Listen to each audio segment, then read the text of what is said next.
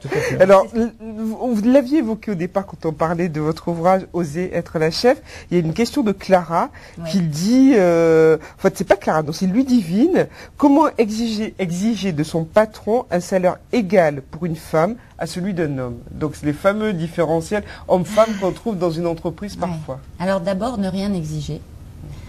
Parce que qui dit exigence signifie que l'autre en face n'a pas le droit de dire non. C'est un peu compliqué.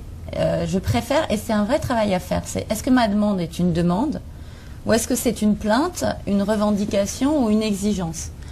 Dans les trois autres cas, c'est pas un bon truc. Votre demande, c'est une demande, c'est-à-dire qu'elle est claire, elle est justifiée, elle est argumentée. Je vais répondre à Ludivine sur... mais faites attention à la tonalité. Est-ce que je suis en train de me plaindre? Est-ce que je suis dans la revendication? Auquel cas, c'est pas juste. Ou est-ce que je suis dans l'exigence qui dit à l'autre, en gros, tu fais ce que je te demande, sinon, voilà. Dans les trois cas, c'est pas une bonne idée. Voilà, tout ce qui est chantage, menace, etc., c'est pas une bonne idée. Donc, ne rien exiger. En revanche, subtilement et délicatement, regardez déjà, est-ce que le job est identique? Est-ce que la personne est arrivée en même temps que Ludivine? Ou est-ce que la personne est arrivée il y a 3-4 ans, auquel cas il y a déjà une possibilité d'évolution? Est-ce qu'ils sont arrivés ensemble? Est-ce que Ludivine a régulièrement fait la demande? Si elle voit qu'il y a un décalage qui n'est pas justifié, qu'elle fasse une demande justifiée en disant, écoutez, on a le même métier, je serais vraiment rassurée si vous m'expliquez qu'est-ce qui explique la différence de salaire, voire nous faisons exactement les mêmes tâches, nous avons les mêmes objectifs. Voilà. Quand on creuse un peu, généralement, les écarts s'expliquent soit parce qu'on n'est pas arrivé la même année. Par exemple, si je suis recrutée cette année dans un grand groupe et que je suis recrutée l'année prochaine, je peux avoir des personnes qui sont recrutées l'année prochaine, qui seront mieux payées que moi. Parce qu'entre-temps, la loi de l'offre à la demande a fait que des tout jeunes qui vont arriver même dans 5 ans vont arriver à un salaire supérieur à celui que moi j'ai au bout de 5 ans. C'est parfois compliqué à expliquer et compliqué à comprendre, mais je connais plein d'exemples aujourd'hui de jeunes diplômés qui sortent d'écoles très recherchées, qui arrivent tout jeunes, mieux payés que certains qui sont là depuis 5 ans. Parce qu'à l'époque, il y a 5 ans, le métier était moins recherché, etc. Mais comment le vivre, ça? Je veux dire, compliqué. les nouveaux recrutés arrivent, ils sont mieux payés que vous qui êtes là, qui avez 5 ans d'expérience, 5 ans de maison. Oui, c'est très compliqué.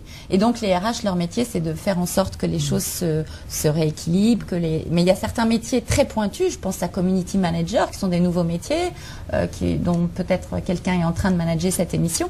C'était des métiers pour lesquels il y a 5 ans, le salaire n'est plus du tout le même qu'aujourd'hui. Je pense à d'autres métiers, enfin nouveaux, qui sont des métiers... et effectivement, dans une entreprise, entre quelqu'un qui serait rentré il y a 5 ans et peut-être un jeune très pointu, il peut y avoir des écarts. Et pareil dans la finance.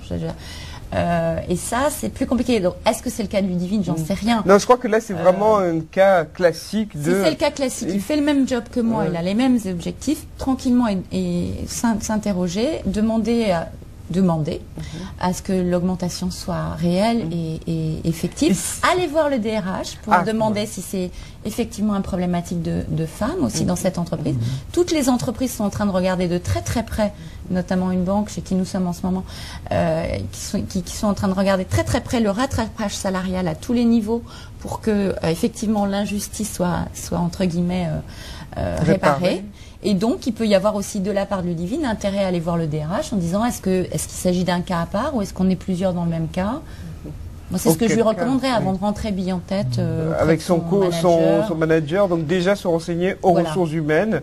Et puis, de toute façon, y a-t-il des lois qui soutiennent des lois de parité salariale? Oui, il y a une loi sur la parité salariale. Maintenant, entre la loi, est-ce qu'il doit être au cas par cas regardé? Est-ce qu'elle est arrivée en même temps? Est-ce qu'elle a vraiment le même job? Est-ce qu'elle a les mêmes objectifs? Est-ce qu'ils ont fait la même école? Vous avez tellement de critères qui rentrent en compte. C'est difficile parfois à appliquer. Je préfère qu'elle s'occupe de son cas et qu'elle justifie et qu'elle dise pourquoi elle mérite ce salaire que commencer à négocier son salaire contre quelqu'un ou par rapport à quelqu'un. Ce serait vraiment ma recommandation. Je ne sais pas ce que vous en pensez, mais à chaque fois qu'on essaye de se positionner par rapport, ça ne marche pas. On vous explique que vous n'êtes pas exactement pareil, etc. En revanche, elle peut sûrement justifier d'un rééquilibrage par rapport à son job s'il y a d'autres personnes qui sont au même niveau, mais qu'elles n'en parlent pas forcément. D'accord. Donc il faut une stratégie très fine pour se faire entendre. J'allais dire, c'est qu'on disait au tout début de l'émission, c'est de la préparation, c'est de la construction d'argumentation, c'est de l'intelligence. J'y vais, je revendique parce que il y a une loi qui le dit. Oui, la loi c'est une chose, mais après il y a la réalité du terrain, est-ce qu'on parle bien des mêmes choses? C'est de la préparation. La préparation. C'est Mais de justement, l'argumentation, c'est de l'intelligence.